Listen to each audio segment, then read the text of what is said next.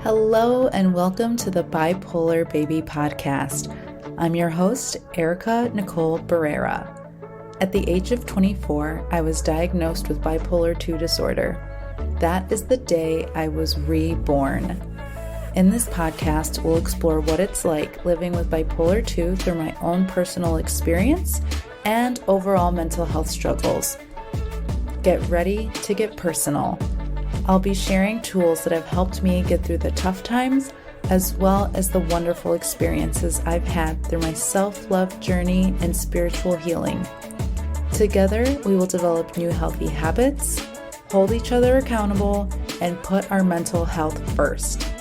My intention is to shine a light and release any stigma there is around mental health. Let's create a community where we feel safe and open to have conversations about our mental health. Together, we can grow, thrive, and shine. Let's dive in. Hello, everyone. Welcome back. Oh my gosh. Wow. Welcome back to the Bipolar Baby Podcast with me, your host, Erica Barrera. And let me tell you what. I am beyond ecstatic, excited, all of the good things. I had my first therapy session, that I have had in 4 years. 4 years I have not been to therapy. I've had check-ins every now and then with the doctor who prescribes me medicine. I forget the difference between psychiatrist and psychologist. I don't remember. I'm just like, I know their names and that's that. But yeah, so I have those check-ins where I know I'm doing okay. They ask me the questions of like, how have you been feeling? Like, do you have these kind of thoughts? Like all that stuff. So from there, we know where to go from that. I had my first therapy session, like I said, in 4 years. It's the therapist that I have been seeing since I was maybe like 22, 23. So it's been about 10 years that I've been seeing her now. And I posted a little bit of it, like a little snippet on my Instagram stories about how I had a therapy session. And then I went into like a little bit of a thing that just came through me as I was speaking. And it was saying basically how there's a therapist for everyone and basically don't give up, something along the lines of that. And somebody reached out to me and was like, this makes me feel like better about that process. And I was like, dang, like I knew I wanted to say that, like that came through to me, but I didn't know why I wanted to say that at that time. And it was really interesting because it made me think there's probably a lot of people that think that way about therapy. And I'm sure I even thought about that way with therapy. I know I did for sure in certain points of my life with the ones that prescribe me medicine and with talk therapy.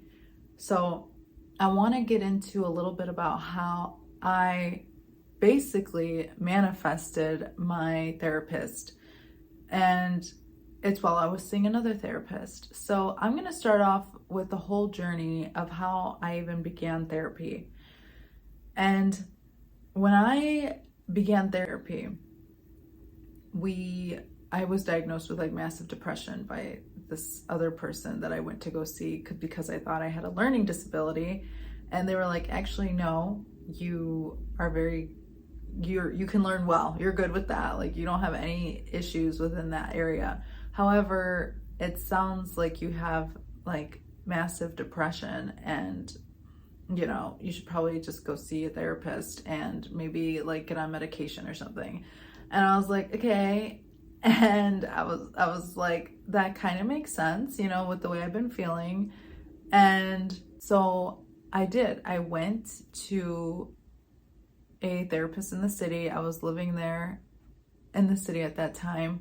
And it felt so cool because it was like downtown, like right off Michigan Avenue, right off like where all the stores are. And I'd just be like walking to my therapy appointment, like I'm a fancy lady going to my therapy appointment. And it's so funny because I really loved my therapist at that time. I loved her so much. She was so sweet. She made me feel so good about life. And then we got to a certain point where she didn't have experience with a certain kind of therapy. And I don't know if it was like with substance abuse or what it was, because I did have like substance abuse in the past. And so she basically let me know, like, hey, you know, this isn't one of my specialties, so I really want to recommend you to like somebody else that can really help you get through like those certain times. Because there are therapists that specialize in certain things, like, you know, people with bipolar, or, you know, people with like eating disorders, people with like family trauma, right? Like all different kinds of things. And that's definitely something that is worth like looking at when you're finding a therapist, is who specializes in what, because some therapists just might be able to help you a little bit more in those specified areas that they do work in. And so from there, I don't quite remember how I found my next one. And it was probably just like Googling and stuff. And I will say, I also had a great experience with her until I didn't. And sometimes that happens with therapists too. Sometimes a therapist can be so good for you at one point of your life, and then it's kind of like, okay, like when you're there, you kind of feel like this isn't working right now. Like there's something about this that's not helping me in this moment. And it's almost feeling like it's like not like kind of not even, not a waste of time, but like honestly, you leave there feeling like no better than when you went in there, but not in a way of like uncomfortable growth or anything like that. More so of like, like I really feel like she wasn't listening, or, you know, just something in you that doesn't feel right. And I will say with this doctor, like this therapist, we were doing really well. I loved her, and I'm so grateful for her because she actually recommended me to the person that with the medicine, that doctor. Hey Google, what's the name of the doctor that prescribes you medicine for mental health? Psychiatrist. On the website my.clevelandclinic.org, they say, a psychiatrist is a medical doctor who can diagnose and treat mental health conditions. They can prescribe medication. Okay, Google, stop. Okay. So she recommended me to a psychiatrist that ended up being the person that diagnosed me with bipolar. So I believe for every single person, they are a stepping stone for the next thing in your life. And it's funny because if I had never seen that therapist, I don't know if I would ever have been diagnosed with bipolar disorder. And that's really scary for me to think about, because I was on an antidepressant for quite some time. I didn't feel like it helped me live, you know, the best life that I could live. It didn't help me to the point where I could really feel a difference. So with this psychiatrist that this one therapist recommended me to, he really listened. And you guys, the same goes for a therapist with a psychiatrist. It takes just one to really help everything change. And I had been through different psychiatrists before that some of them, you can tell, like really listened. And then there were some that you didn't feel listened to. And I'm gonna say, your body always knows, your heart always knows when it's the right person for you. And if they're not the right person for you, go find another one. Like, it's okay to, you know, if it's been a while, you've tried them out and you're just like not feeling it. I remember this one doctor who was actually recommended to me by my primary care doctor that I had seen since I was born. He recommended me to somebody, so I fully trusted in his recommendation. And when I saw that that psychiatrist, I was like so sad. He prescribed me Adderall, and it was like one of the worst experiences in my life because I didn't need Adderall. Like, it made me so not okay. It was like this effect of feeling super like weird, low. It didn't do anything for me. I just felt like a lot of my friends in college would take Adderall for cleaning and doing all these things, like writing papers. And for me, I would just like sit there and be like, this is doing like nothing for me. Like, I don't feel anything. Like, and I remember at one point telling my mom, like, I'm talking to myself. I don't know. I feel like I'm just talking to myself. She was like, well, what do you mean you're talking to yourself? And I was like, I don't know. I just feel like I'm having these conversations like with myself, or I'm like talking and I'm just like, what am I saying? And she was like, okay, well, a lot of people talk to themselves, like, you know, like talking themselves through things like their day, I guess, like, oh, gotta do that, gotta do that. But I had like never experienced that before. And so I still think there was some truth to what she was saying, but then also I definitely feel like the medication was not helping in that way. And so back to finding a great psychiatrist, right? This therapist recommended me this man, an amazing man. He helped me. He actually listened to me. We were going over like things of how I was feeling, and he was like, you know, I don't think you have like depression. He's like, it sounds like you have bipolar disorder. And I was like, what? And he's like, yeah, like read this list of things. Like, and we read them together. And I was like, oh my God, like everything you just described is me completely. It was like, one of the main things that stuck out to me were like risky behavior, right? Like we'll impulsively do risky things. And at that time I was like doing risky things in college, like experimenting with things. And I just thought like, oh, I'm getting older and like whatever, I'm experiencing things like woohoo, like, you know, college. And oh gosh, I can't even remember the things that it was. Hey Google, what are symptoms of bipolar 2 disorder? Bipolar 2 signs and symptoms: decreased need for sleep, excessive spending, flying quickly from one idea to the next, hypersexuality, increased energy and hyperactivity, inflated self-image, and more. See, those are some of the things. And it's hard for me because when it says like inflated sense of like confidence and stuff, I'm like, but that's who I feel like I am, you know? And like, I love dressing up. Like growing up, I would see like The Nanny or like I Love Lucy. And those women were like very strong and had a huge like self-image of like, oh, like I'm great. And I was like, yeah, me too. Like, you know, even like Clueless, like Cher Horowitz, like has a huge like, there's just like this like aura about these women, right? That are like, I'm wonderful.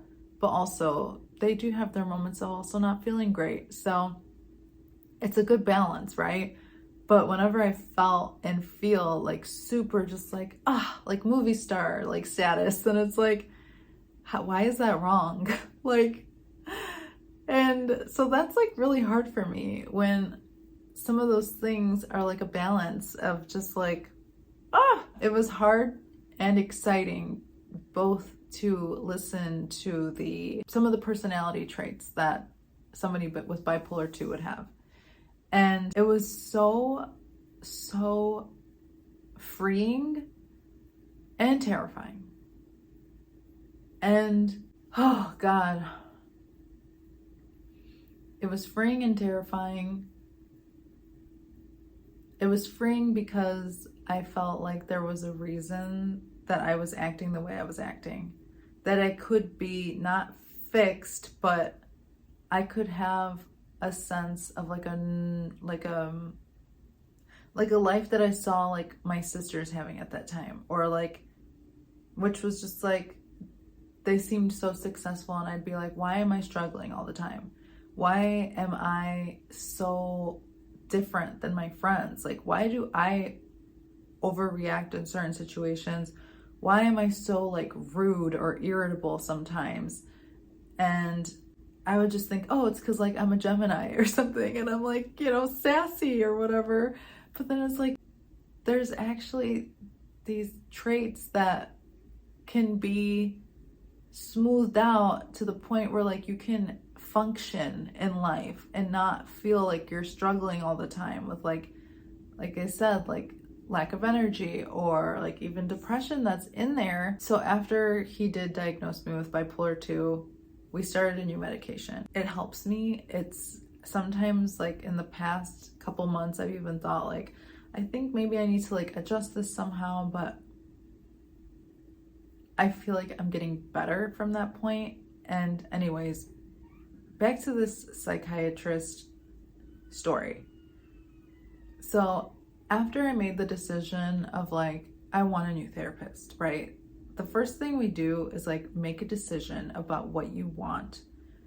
And if you don't know what you want, think about the things that you don't want and like the opposite of that, right? Like I knew I wanted a therapist that was gonna focus on me like the whole time and not somebody that got distracted while they were like doing my appointment.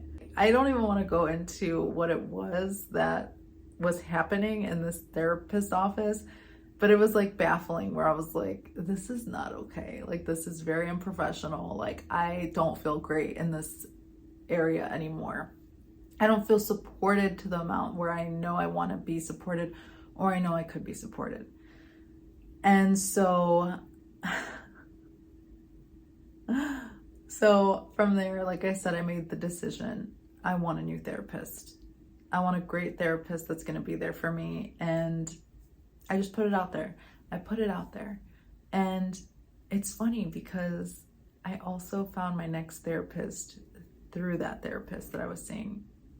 So this therapist that I was seeing that I knew I wanted to change from, she recommended me to do like meetup.com, which is where you find like different meetups around your local areas with different interests. And she's like, that might help you get out there, like meet people. And I was like, okay, well, I have huge social anxiety, but maybe this will help me get out of my comfort zone. So I signed up for like a bunch of things that I thought were interesting, and I would get emails from them and be like, meet up this day, meet up this day. And so one day, as I'm going through this, I see a place and it's like meditation at this place led by this woman who was a therapist. And I was like, this is interesting. So I just started exploring. I just started looking, and one thing led to another, right? It was just like, interesting. It's almost like little clues that are like leading us to the bigger picture. And as I was doing this, I was like, this therapist sounds really awesome. They're very knowledgeable and they're very like spiritual too. Like they have this whole nother, like they're into meditation. They do this other thing that I'm interested in too. And so I reached out to them and they called me back. And it was so great because she's like, I just want to make sure this is going to be a good fit for both of us. So we kind of talked it out, and it was a great fit. And I got to go there. The office was so comforting and it felt almost like a home. Her energy, everything about her, she just helped me so much. And I'm so grateful for that therapist that I no longer wanted to see, leading me to the next thing. And I will say, there's a therapist for everyone. Just like there's a hairstylist for everyone, just like there is like, a car dealership for everyone, anything. Like there's a certain place and a certain person you connect to that can help you. Always keep going, no matter what.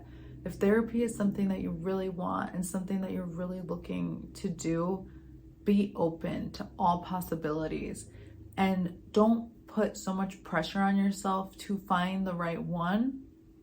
Put it out there and be curious. And that's even a takeaway that I have from my past session with my therapist, because I'm looking right now, I'm open for work. I'm open to having an income again. And she's like, you know what? Be curious.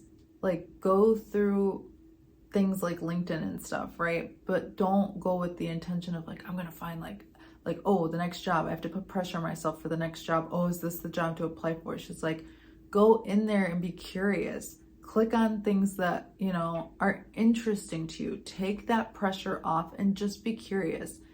And I love that, because that's exactly what I did with that meetup stuff. I was just curious. I was like almost like little breadcrumbs leading me to the whole loaf, you know? In between that time where I was seeing this therapist now that I love, that had been like 10 years, there was a point in between that I actually ended up seeing another therapist as well. And with that therapist, I loved them. They worked with my insurance, so I didn't have to pay for anything with them. And that's something that like really was like one of the reasons why I was seeing this therapist at this point in time in my life. And even with that therapist, she was amazing. I was so scared to leave the therapist that I had been seeing for all those years, because we had such a great relationship where I was like, oh my God, like seeing a new therapist was scary. But let me tell you, you guys, this therapist was equally as great, okay? She had a totally different approach, and it wasn't scary. It was exciting because it was different. And then like there got a certain point where I didn't have anything else to talk about. And she was like, well, I think we're done then. Like, and I was like, what do you mean we're done? Like, what do you mean? Like, therapy doesn't end, does it? And she was like, well, sometimes like it can. And I was like, oh, and I don't know if that's true or not, but I guess it was for that time. But that's the thing. I felt really good at that point. I had been doing a lot of inner work on myself to the point like before where I was like, I could take care of these moments in my life. Like I had that. I had those coping mechanisms. I had those tools.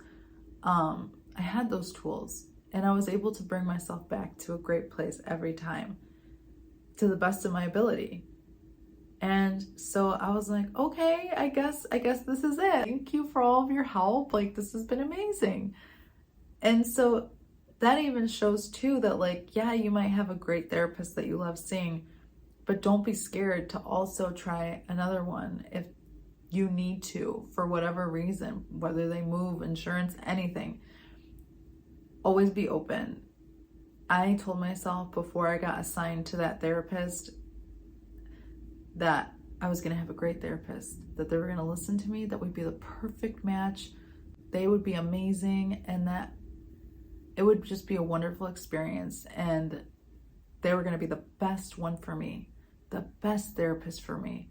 I was so open to that idea. I felt it. It felt great. And that's exactly what I got.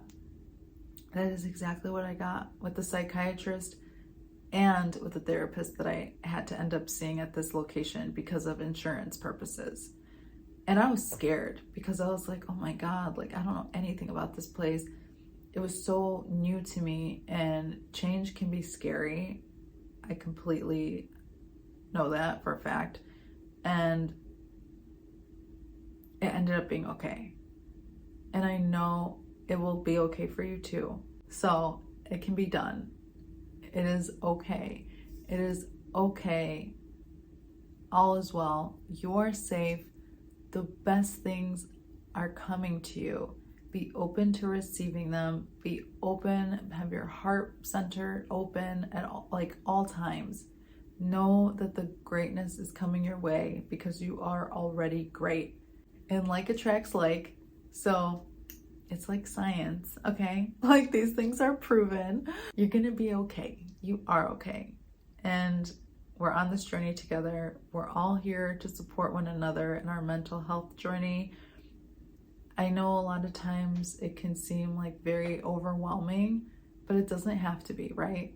Like my therapist said, stay curious, be easy with yourself, and just have fun with it. Life is honestly meant to be lived. It's meant to be playful and happy, and you can experience all those things if you choose to. I knew that in general with wanting to get better, and then meeting that therapist who, got me to the psychiatrist that got me to where I am today. Everything is possible. Stay curious, stay open. All the best things are coming your way. They really are.